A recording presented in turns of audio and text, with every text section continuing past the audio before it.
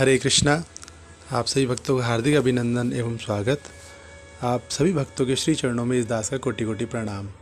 तो नारद भक्ति सूत्र में भक्ति सूत्रों की श्रृंखला के अंदर हम आज 9वें सूत्र पर हैं, जिसमें कहा गया है कि तस्मिन अनन्यता तत् विरोधिषु उदासीनता च।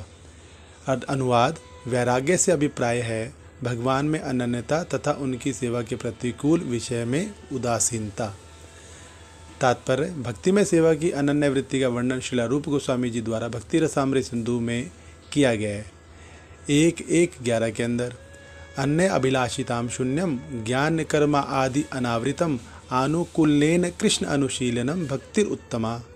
जब प्रथम श्रेणी की भक्ति में सेवा पनपती है तो व्यक्ति को समस्त भौतिक इच्छाओं, अद्वैत दर्शन द्वारा प्राप्त ज्ञान तथा सकाम कर्म से रहित होना चाहिए। भक्त को सदा अनुकूल भाव से कृष्ण की इच्छा अनुसार कृष्ण की सेवा ही करनी चाहिए। शुद्ध भक्त निस्वार्थ भगवत सेवा हेतु अपने संकल्प में इतने अनन्य होते हैं कि वे भगवान द्वारा प्रदान किए जाने पर भी किसी प्रकार की मुक्ति स्वीकार नहीं करते हैं। श्रीमद् भागवतम जी के अंदर भी सुनिश्चित किया गया कि मिश्र भक्ति भी होती है, जो शुद्ध भक्ति में सेवा की अवस्था से पूर्व की अवस्था है। उसे कभी कभी प्राकृत भक्ति अर्थात भौतिक कामनाओं से मिश्रित भक्ति भी कहा जाता है।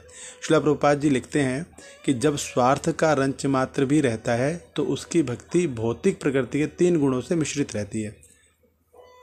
अतः मिश्र भक्ति तमोगुण, रजोगुण तथा सतोगुण के विभिन्न सम्मिश्रणों से में हो सकती है।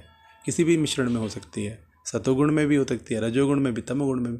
श्रील प्रभुपाद जी मिश्र भक्ति की समुचित व्याख्या करके कहते थे कि तमोगुण, रजोगुण तथा सतोगुण में भक्तिमय सेवा को 81 श्रेणियों में विभाजित किया जा सकता है। भक्तिमय क्रियाएं विभिन्न हैं, जैसे श्रवण, कीर्तन, स्मरण, अर्चन, वंदनम, दास्यम एवं आत्मनिवेदनम, तथा इनमें से प्रत्येक को 3 श्रेणी में विभाजित किया जा सकता है। श्रवण तमोगुण में, रजोगुण में और तमोगुण में हो सकता है। इसी प्रकार कीर्तन भी तमोगुण, रजोगुण और सतोगुण में हो सकता है इत्यादि। सभी 9 की 9 क्रियाएं हमने तीनों बांट दी तो 27 होगी। व्यक्ति को शुद्ध भक्तिमय सेवा के स्तर तक पहुंचने हेतु सभी प्रकार की मिश्रित भौतिकतावादी भक्तिमय सेवा का अतिक्रमण करना चाहिए। एक प्रकार की मिश्रित भक्तिमय सेवा को ज्ञान मिश्र भक्ति अर्थात शुष्क ज्ञान से मिश्रित भक्तिमय सेवा कहते हैं।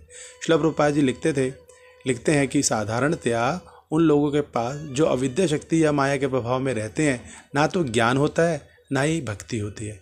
किंतु जब कोई व्यक्ति जो थोड़ा उन्नत होने पर ज्ञानी कहलाता है और उन्नति करता है तो वह ज्ञान मिश्र भक्त अर्थात जिस भक्त का प्रेम शुष्क ज्ञान से मिश्रित हो की श्रेणी में आ जाता है। नारद द्वारा भक्ति जी की परिभाषा भगवान के प्रति अनन्य समर्पण होने से मुक्तावस्था में शुद्ध भक्ति में सेवा की ओर निर्देशन करती है। यह श्रील प्रभुपाद जी द्वारा नारद भक्ति सूत्र के प्रथम सूत्र पर उनकी टीका में भी उल्लिखित है, जहाँ वे कहते हैं कि शुद्ध भक्ति में सेवा ब्रह्मभूत या मुक्त अवस्था के पश्चात ही प्रारंभ होती है। शुद्ध भक्त अकाम अर्थात भौतिक इच्छा रहित होता है। वह अपनी यथार्थ स्थिति से अवगत रहता है तथा केवल भगवत सेवा से ही संतुष्टि पाता है। श्रील प्रभुपाद जी लिखते हैं, श्रील जीव गोस्वामी ने अपने संदर्भों में इस इच्छा विहीनता की व्याख्या इस प्रकार की है: भजनीय परम पुरुष सुख मात्र स्वसुखत्वम। इसका अर्थ है कि व्यक्ति को भगवान के सुख का अनुभव करने मात्र से ही सुखी होना प्रारंभ हो जाता है। वर्तमान सूत्र में जो हमने आप बोला उसमें नारद मुनि जी कह रहे हैं कि शुद्ध भक्त भगवान की सेवा के प्रतिकूल विषय में उदासीन रहता है और अनुकूल विषयों के अंदर संलग्न रहता है। यदि भक्त अपनी भगवत सेवा में किसी अवरोध का सामना करता है तो वह भगवान से कृपा करके उसे हटाने की विनती करता है। महारानी कुंती एक उत्तम उदाहरण है इसका। उन्होंने कहा कि हे विश्व के स्वामी, विश्व की आत्मा, हे विश्व मूर्ति, कृपया इसलिए मेरे स्वजन पांडवों तथा विष्णुओं के प्रति मेरे स्नेह पाश को काट दो। हे मधुपति, जिस प्रकार गंगा सदा निरवरोध सागर की ओर प्रवाहित होती है, मेरा आकर्षण भी किसी अन्य में बटे बिना आप में सदा लगा रहे। ऐसे भक्तों का जो अपनी कृष्ण सेवा के पथ पर किसी वस्तु को नहीं रहने देते, परम उदाहरण वृंदावन की गोपियाँ भी हैं तथा सब गोपियों में श्रीमती राधा रानी तो सर्वश्रेष्ठ ही हैं। कृष्ण सेवा की उनकी दृढ़ता का सुंदर वर्णन श्रील रूप गोस्वामी जी ने विदग्ध माधव के इस श्लोक में किया। कहा, हे भगवान कृष्ण, आप ठीक सागर के समान है। श्रीमती राधा रानी की नदी बड़ी दूर से आप तक पहुंचती है। अपने पति के वृक्ष को पीछे छोड़कर, सामाजिक परंपरा के सेतु को तोड़कर तथा अपने स्वजनों के पर्वतों को वेगपूर्वक लांघकर वे आपकी ओर बढ़ती जाती हैं। यद्यपि श्री कृष्ण की शुद्ध भक्ति अनन्य होती है, तथापि वह संकुचित मानसिकता पूर्ण सांप्रदायिक भक्ति नहीं। कृष्ण सब प्रवाहों के स्रोत परम पुरुषोत्तम भगवान है, अतः कृष्ण प्रेम में सारे प्राणियों से प्रेम निहित है।